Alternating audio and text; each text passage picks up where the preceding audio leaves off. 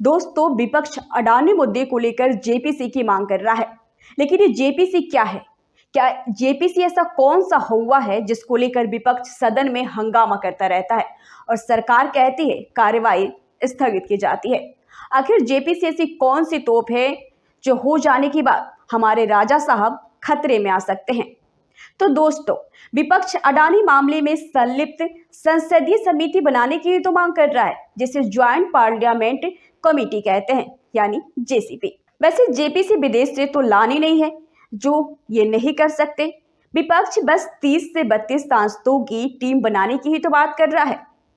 तो मैं आज आपको बताऊंगी कि जेपीसी कौन सा ऐसा हुआ है, कौन सा ऐसा तोप है जिससे मोदी सरकार भाग रही है। दोस्तों, संसद में 2 समिति बनाने का नियम है।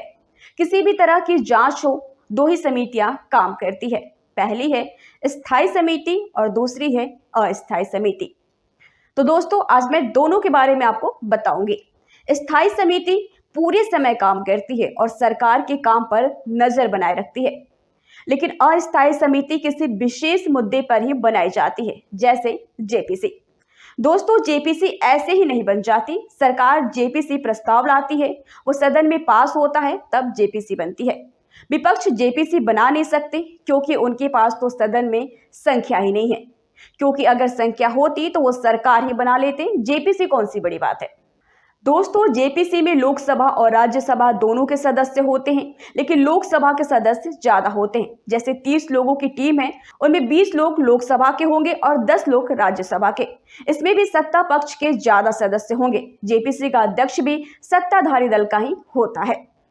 दोस्तों, यहां तक तो सरकार को कोई दिक्कत नहीं है, मतलब सरकार को जेपीसी बनाने तक कोई दिक्कत नहीं है। दिक्कत यह है कि जेसीपी किसी भी संस्था या किसी भी उस पक्ष को बुला सकती है और उससे पूछताछ कर सकती है जिसको लेकर उसका गठन हुआ है। अगर वो व्यक्ति, संस्था या पक्ष जेपीसी के समक्ष पेश नहीं होता तो यह संसद की अवमानना माना जाएगा। इसके बाद जेपीसी संबंधित व्यक्ति या संस्थानों से इस बाबत लिखित या मौखिक जवाब या फिर दोनों मांग सकती है। लेकिन यहाँ आरोप ही अडानी और मोदी जी पे लगा है। सोचिए, सांसद तो धर्म संकट में आ जाएगा कि सवाल कैसे पूछे। वो कैसे पूछ पाएंगे कि बताओ भैया, अडानी के साथ कितनी बार प्लेन में यात्रा किया, कितनी बार अडानी से मिले, अडानी को ठेके दिलाए थे या नहीं। राहुल गांधी क्यों कह रहे हैं कि जिन जिन देशों में आपने दौरा किया है वहां वहां अडानी को ठेके कैसे मिल गए। भाई बताओ भैया कि अडानी के सेल कंपनियों में 20 करोड़ का मामला क्या है। यही बात अडानी को भी बुला के पूछी जाएगी। लेकिन दोस्तों, अमृतकाल में मोदी और अडानी से सवाल, ना भैया ना, ये तो सुनना ही अमृतकाल में पाप है।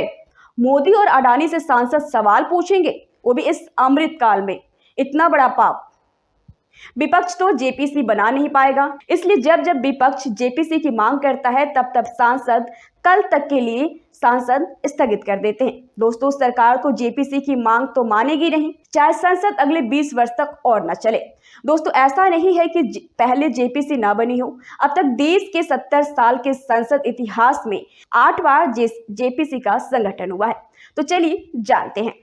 सबसे पहले 1987 में राजीव गांधी सरकार ने बोफोर्स तोप खरीदने मामले में जेपीसी का गठन किया था। इसके बाद 1992 में पीवी नरसिंह राव सरकार ने सुरक्षा एवं बैंकिंग लेन देन में अनियमितता को लेकर जेपीसी का गठन किया था। तीसरी बार एक कार्यकाल में सबसे ज्यादा 2 बार जेपीसी का गठन पिछली मनमोहन सिंह और मौजूदा मोदी सरकार में हुआ था।